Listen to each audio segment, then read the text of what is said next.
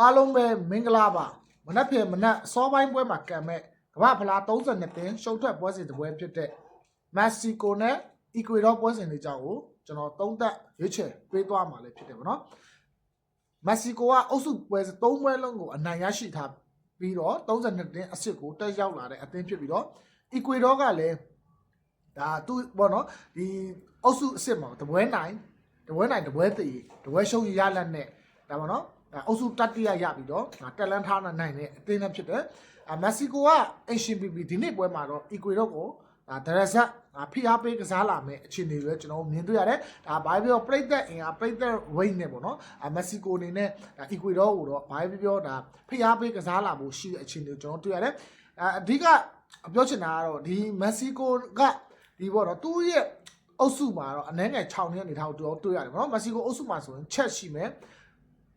ကိုရီးယားရှိမယ်ဆောက်အာဖရိကရှိမယ်နော်ဒီလိုတင်းမျိုးတွေကိုတော့မက္ကဆီကိုကအနိုင်ရရှိခဲ့တယ်ဒါအီကွေဒေါကတော့မရာနာအုပ်စုကနေပြီးတော့အုပ်စုတတိယရရှိခဲ့တယ်ပေါ့နော်ဒါဂျာမနီပါဝင်မယ်အိုင်ဘီကုတ်ပါဝင်မယ်အီကွေဒေါဟိုနော်ကိုရီးယားကာအိုပါဝင်မယ်ဒီတင်းတွေမျိုးမှာတော့တတိယအုပ်စုအနေနဲ့အီကွေဒေါတက်လန်းထားနိုင်ခဲ့တယ်ဒါပေမဲ့ဒီ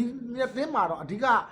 အားနည်းချက်တစ်ချက်ခုရှိတာနှစ်တင်းလုံးရဲ့အဓိကအထောင်တိုက်စစ်မှုတွေကအတက်ရလာတဲ့ဗတ်လာတဲ့အခြေအနေတွေကျွန်တော်မြင်တွေ့ရတယ်ဂျီမီနက်ဆိုလည်းဘာပြောအသက်35ဝင်ရိုးကြော်ခဲ့ပြီးဒီအီဗလင်စီယာတို့ပါဆိုအသက်36ပေါ့နော်ဘာပြောသူတို့အရွယ်သူတို့ဟိုပေါ့နော်ဒီဟိုတက်လုံအားနဲ့ကြည့်ရမယ်ဆိုတော့ဒါဟိုနည်းနည်းဗတ်လာတဲ့နေရာတစ်ခုမှာတော့ပုံမှန်ထက်ဒီပေါ့နော်အားရင်မဆိုင်ထုတ်နိုင်တယ်လို့ပုံမှန်ထက်ဂိုးဒင်းနှုန်းတွေလည်းကျဆင်းလာတဲ့အခြေအနေတော့ကျွန်တော်တို့တွေ့ရတယ်ဒီမှာဒီနေ့ဖွင့်လှစ်မှုမက္ကဆီကိုရဲ့ဖွင့်လှစ်မှု level 60ဒါ2 plus 20ဆိုတဲ့ဝင်ရိုးဖွင့်ဘူကီတွေကပေးထားတဲ့အနေအထားတစ်ခုကိုကြည်ကြအဖြစ်ဒီနေ့မှာတော့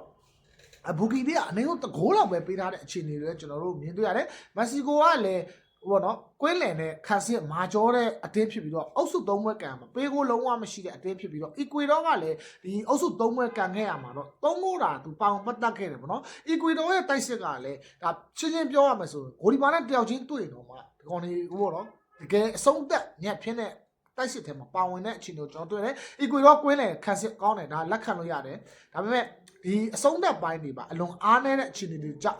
ဒီနေ့မနက်မှာကမ်းမနက်ပိုင်းပွဲစဉ်တွေဖြစ်တာကြောင့်မက္ကဆီကိုအနေနဲ့ Asian Plate နဲ့ဝိတ်နဲ့တော့ဒါဖျဲလာမဲ့အခြေအနေကိုလည်းကျွန်တော်တို့ထပ်တွေ့ရတယ်ဒါကြောင့်မလို့ဒီနေ့ပွဲစဉ်မှာတော့မက္ကဆီကိုနိုင်ခဲ့ရင်လည်းဒါ 1-0 နဲ့ကတ်နိုင်မယ်ဒါမှမဟုတ်လည်းစီချိန်မှုထိသွားဖို့လည်းဒီပွဲကများတယ်မနေ့ကလည်းဒါအသေးကြီးတော်တော်များဒီကမ္ဘာဖလားပြိုင်ပွဲကနေထွက်ခွာသွားတဲ့အခြေအနေတွေကျွန်တော်တို့ထပ်တွေ့ရတယ်ပေါ့ဒါဂျာမနီနယ်သာလန်ဒါမထင်မနဲ့အမားတွေကြောင့်ထွက်ခဲ့ရတယ်ဒါကြောင့်မလို့ဒီနေ့ညမှာလည်းဘယ်သင်းတွေကထပ်ပြီးနောက်16တင်းအစ်စ်ကိုထပ်တက်လန်းသွားနိုင်မယ်ကျွန်တော်ဆက်လက်စောင့်ကြည့်ရမယ်ကမ္ဘာဖလား32တင်းရှုံးထွက်ပွဲစဉ်တွေဖြစ်တယ်ပေါ့နော်ဒါကြောင့်မလို့ဒီနေ့ညမှာကျွန်တော်ရွေးချယ်မှုကတော့မက္ကဆီကန်ကိုအောက်ပေါ့နော်ဒါ GBN ထားကိုကျွန်တော်ကြိုက်နေတတ်ပါတယ်အားလုံးကိုဒါကျေးဇူးတင်ပါတယ်